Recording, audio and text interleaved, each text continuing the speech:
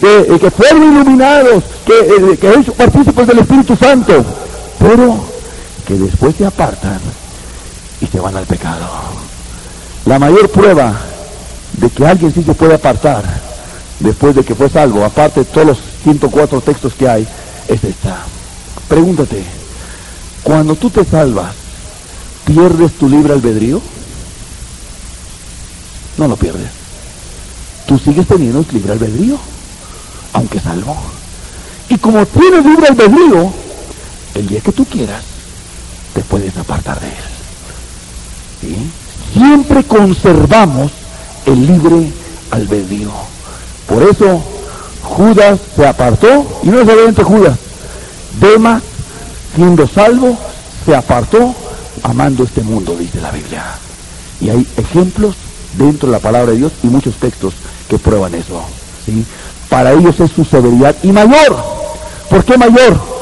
Porque ellos ya habían gustado del don celestial. Ellos ya habían tenido estos partícipes del Espíritu Santo, pero hicieron afrenta al Espíritu de gracia y tuvieron por inmunda la sangre del pacto en la cual ellos fueron lavados y santificados. Entonces, ¿qué es lo que pasa? Ahí entonces viene la severidad de Dios, y es donde te dice: horrenda cosa es caer en manos de un Dios vivo. Eso te lo dice ahí en Hebreos 10. ¿En qué se manifiesta su severidad? Dios no oye las oraciones del pecador. Salmo 66, 18. Si en mi corazón hubiese yo mirado a la iniquidad, el Señor no me habría escuchado. ¿Qué está diciendo? Si en mi corazón, o sea, donde están las intenciones, hay pecado, hubiera yo mirado la iniquidad, el Señor no me habría escuchado. Otro texto, Juan 9:31. Y sabemos que Dios no oye a los pecadores, pero si alguno es temeroso de Dios y hace su voluntad, a ese oye. ¿Qué le está diciendo la Biblia? Dios no oye a los pecadores. Así el pecador puede orar 1000 veces, Dios no lo oye. Alguien dirá: bueno, ¿cómo yo sí le pedí a Dios y me bendijo? También los idólatras le piden a sus ídolos y los bendice. Pero no es que Dios haya respondido a tu oración, es que Dios es bueno con los malos y con los ingratos. Es solamente eso. No es de que Dios contestó la oración, sino que Dios es bueno con todos. Por eso la persona recibió contestación, no en respuesta a su oración, sino en respuesta a la bondad de Dios. O sea, porque Dios es bondadoso, Dios responde a su bondad y le da lo que necesita, pero no porque Dios haya respondido a la oración del pecador. La primera oración que Dios oye el pecador, nos dice la Biblia, es cuando el pecador se arrepiente. Esa es la primera oración, dice claramente la Biblia. Si se humillare mi pueblo, sobre el cual mi nombre es invocado, y oraren y buscaren mi rostro, y se convirtieren de sus malos caminos, entonces, y solo entonces, oiré desde los cielos, perdonaré sus pecados y sanaré su tierra. Ahí es la primera que escucha Dios. Antes, el pecador orará, y será como el gallo que canta o como el buey que muge. Iguales, hacen igual sonido, pero no llegan al mismo cielo. ¿Por qué? Porque Dios no oye a los pecadores. Dios no tiene trato con ellos. Dios es un Dios santo, limpio, puro, el cual quiere que los hombres se arrepientan, y será la primera oración cuando el pecador se arrepienta. ¿Qué más?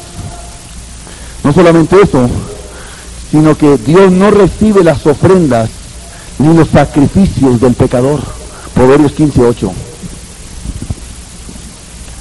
El sacrificio de los impíos es abominación, algo que apesta como animal muerto a Jehová. El sacrificio de los impíos es abominación a Jehová. En otras palabras, cuando ellos traían sus sacrificios, sus ofrendas a Dios, pero estaban en pecado, es una abominación a Dios. Apesta como perro muerto. Imagínate que tuvieras un perro muerto de varios días en tu casa. ¿Cómo? Y entras tú a tu casa, ¿te gustaría estar ahí? Bueno, así apesta tu ofrenda a Dios cuando tú no estás arrepentido. Y entonces le estás dando la ofrenda o el diezmo. ¿Qué crees que piensa Dios? ¿Qué cree que me va a sobornar con sus ofrendas? ¿Me va a sobornar con sus diezmos? ¿Me va a sobornar con eso? Dios no recibe nada, ni un peso tuyo. Claro, los falsos ministros sí te lo reciben. Véngase para acá, eche la lana y dé su diezmo y eso para acá. No importa si estás en pecado o no estás en pecado, usted échele aquí y por fe usted es salvo. Y vámonos. Él sí te lo recibe, pero Dios no te lo recibe. Y la ofrenda y el diezmo es a Dios. Entonces, en otras palabras, tu ofrenda causa molestia a Dios en tanto tú continúes en la práctica de tus pecados. Dios no recibe nada de ti, ni tus alabanzas, ni tus ofrendas, ni nada. Claramente dice ahí en Isaías, ¿quién pide esto a vosotros, que multitud de vuestros carneros y de holocaustos y de sangre de cabello no recibiré nada? Y en Amós dice, quita de mí las salmodias y tus cantares, y quita de mí eso, y corre el juicio, dice Dios. ¿Qué está diciendo? No vengas aquí a cantar. Arrepiéntete de tu pecado. Dios llama a los pecadores al arrepentimiento. Jesús fue muy claro. ¿Tienes algo contra tu hermano? Deja de tu ofrenda. No la entregues. Vete y ponte de cuentas. Y entonces ahora sí, ven y presenta tu ofrenda en el altar.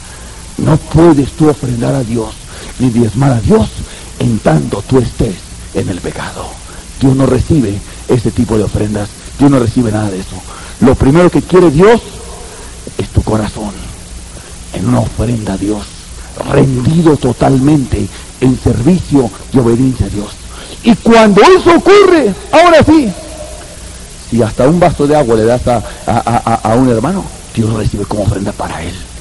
Y si das al pobre, y si das ofrendas, y Dios, ahí sí recibe, y será tu ofrenda de olor grato a Dios, un incienso, un perfume delante de Dios. Pero en tanto tú camines en algún pecado, tu ofrenda huele a perro muerto, no recibe Dios nada. ¿Qué más? ¿Cómo Dios ve al pecador? Porque hoy en día dicen, Dios ama al pecador y aborrece su pecado. ¿Cómo lo ve Dios? Vean la sabiduría de Dios, Salmo 7:11.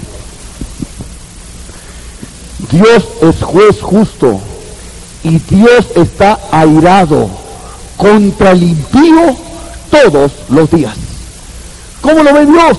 Dios está airado contra él todos los días. No es como lo presenta la religión muerta, que te dice, Dios ama al pecador y aborrece su pecado. No, eso no es cierto. Dios está airado contra el impío todos los días. Aquí está clarito. Salmo 5. Verso 4 al 6. Porque tú no eres un Dios que se complace en la maldad. O sea, porque Dios no se complace en la maldad, el malo no habitará junto a ti. Los insensatos no estarán delante de tus ojos. Aborreces a todos los que hacen iniquidad. ¿Qué es lo que aborrece Dios? ¿Aborrece la iniquidad o los que la hacen? Los que la hacen. Destruirás a los que hablan mentira.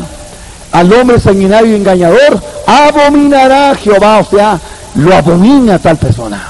¿A qué? ¿Al engaño o al engañador?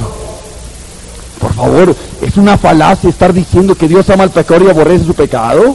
Entonces, ¿qué va a mandar al infierno? ¿Al pecado o al pecador? Pues al pecador. Ahora, ¿el pecado se hace solo? ¿O quién lo hace el pecado? Pues el pecador. Es una falacia, una lisonja para que el pecador no se sienta mal y darle una buena rasurada y que el pecador diga, ay, bueno, pues me sigue amando, aunque estoy adulterando, pues qué bueno ese Dios, y sigue en eso. No, Dios lo aborrece. Por eso, por eso la gente no se arrepiente. Oye, pues si estoy en un pecado y como quiera me aman, pues qué bueno, te lo voy a seguir así. Pero no les han presentado el Dios de la Biblia. Salmo 11, verso 5. Jehová prueba al justo, era lo que les decía, al justo es el que prueba, pero al malo y al que ama la violencia, a ambos su alma los aborrece. Los aborrece. ¿Quién los aborrece? Dios.